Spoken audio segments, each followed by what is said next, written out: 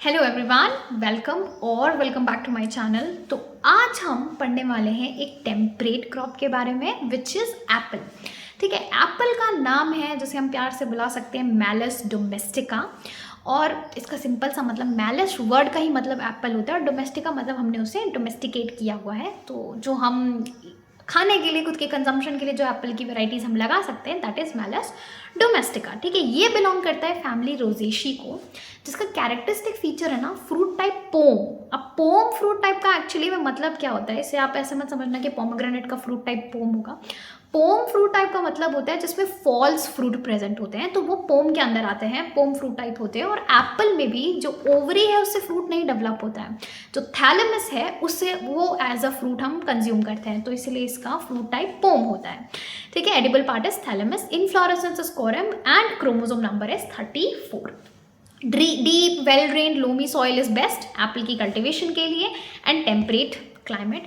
तो temperate climate में इससे रिक्वायर्ड होता है 7 डिग्री से कम chilling temperature for about 1000 to 1600 hours. ये बहुत इंपॉर्टेंट है कि इसकी चिलिंग रिक्वायरमेंट क्या है, 7 डिग्री से कम temperature for around 1000 to 1600 hours. And इसके लिए कोल्ड विंटर्स एंड थोड़े से माइल्ड समर्स ज़रूरी होते हैं, एसेंशियल होते हैं। अब इसकी प्रोपगेशन हम लोग वेजिटेटिवली करते हैं through grafting and through budding. ठीक है, क्योंकि it is very highly heterozygous in nature. Apple के बारे में कुछ चीज़ें हम समझते हैं। देखो, पहला तो इट इज़ वेरी हेटेरोजाइगस, तो इसको हम सीड के थ्रू नहीं लगा सकते। दूसरी इंपॉर्टेंट बात यह है कि most apple varieties are self incompatible, जिसकी वजह से हमें एक और पॉलिनाइजिंग वेराइटी एप्पल के ऑर्चार्ड में लगानी पड़ती है ताकि उसमें पॉलिनेशन हो सके।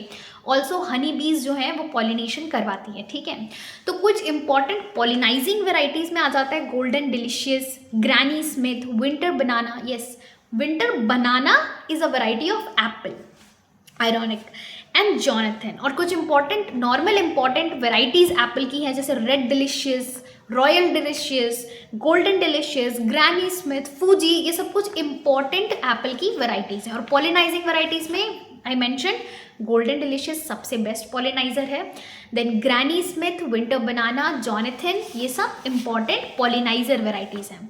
देन तो एप्पल के केस में जैसे मैंने बताया कि हम लोग प्रोपगेशन वेजिटेटिवली करेंगे तो will do it through grafting या बडिंग। तो उसके लिए हम लोग रूट स्टॉक लेंगे एंड साइन लेंगे।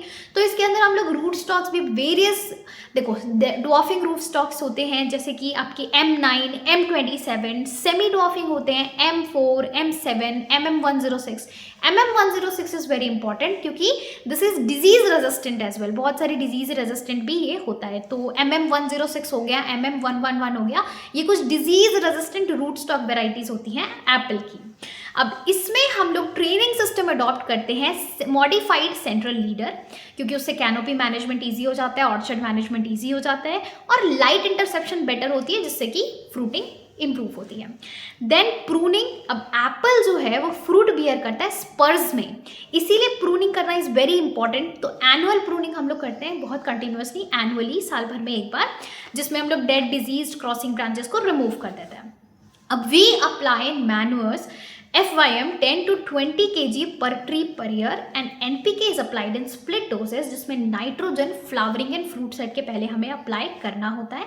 एंड इरिगेशन उतना रेगुलर इरिगेशन हमको मेनली फ्लावरिंग फ्रूट सेट के टाइम पे रेगुलरली इरिगेट करने की ज़रूरत होती है।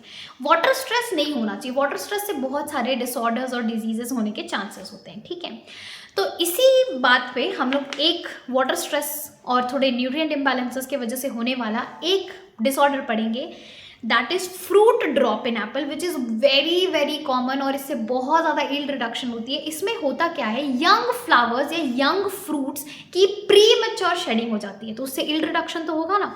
तो देखो, ये 3 तरीके का होता है। एक होता है आपका अर्ली ड्रॉप, जो कि फ्लावरिंग के जस्ट बाद आपका ड्रॉप हो गया। एक होता है आपका जून ड्रॉप, जो जून के टाइम पे नेचुरल थिनिंग होती है, जो डिजीज्ड प्लांट होते हैं, जो डिजीज्ड या फिर जो अच्छे से डेवलप नहीं होता है फ्रूट, वो ड्रॉप हो जाता है। And then there is pre harvest drop which is the most serious, कि फ्रूट प्रॉपरली डेवलप होने के बाद हार्वेस्ट के पहले ड्रॉप हो जाए।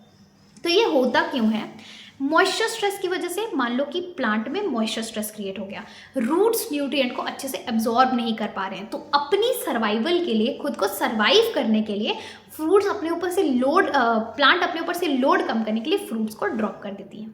न्यूट्रिएंट इम्बैलेंस हो रहा है, फ्रूट अच्छे से डेवलप नहीं हो पा रहे, फ्रूट को अच्छे से न्यूट्रिशन नहीं मिल रहा है, तो वो खुद को ड्रॉप कर देते हैं। तो ये इस रीजन से फ्रूट ड्रॉप होता है, which is one of the major issues in the cultivation of apple, जिसके लिए हमें regular irrigation, balanced fertilisation maintain करने की ज़रूरत है। NAA स्प्रेज हम यूज़ करते हैं क्योंकि वो स्ट्रेंथन करता है जो अटैचमेंट साइट होता है उसे, तो 10 to 20 ppm। अब अगर हम बात करें और प्रॉपर पॉलिनाइजर्स की प्लांटिंग हमें करनी चाहिए, तो फ्रूट ड्रॉप को हम प्रिवेंट कर सकते हैं या कंट्रोल कर सकते हैं। अब अगर हम बात करें ईल्ड की, तो जो आपकी सीडलिंग रूट स्टॉक्स हैं उनसे हमें ईल्ड 7 से 8 साल में मिलती है, और ड्वार्फ वेराइटी से 3 से 4 साल में हमें ईल्ड ऑब्टेन होने लगती है। तो 10 से 20 टन पर हेक्टेयर ईल्ड हम एक्सपेक्ट कर सकते हैं एप्पल से।